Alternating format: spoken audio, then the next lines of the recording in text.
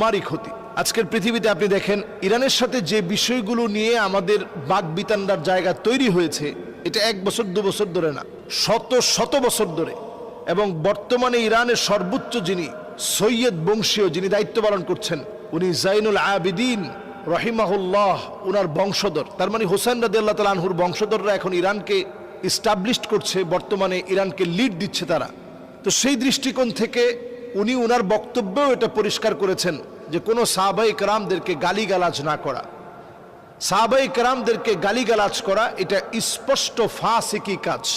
2 নম্বর কথা হচ্ছে, উনি নিজে উনার বক্তব্যে বলেছেন 10ই মুহররমকে ঘিরে, বর্তমান ইরানের বক্তব্য পরিষ্কার যে 10ই মুহররমকে ঘিরে শরীরের রক্তপাত ঘটানো, ছুরি দিয়ে নিজের শরীরে আঘাত করা, এই কাজগুলো কোনোভাবে করা যাবে না। তাহলে আমাদের সাথে সংঘাতের জায়গাগুলো তো এগুলো, এই জায়গাগুলো থেকে তারা নিজেরাই ফিরে আসতে চাচ্ছে।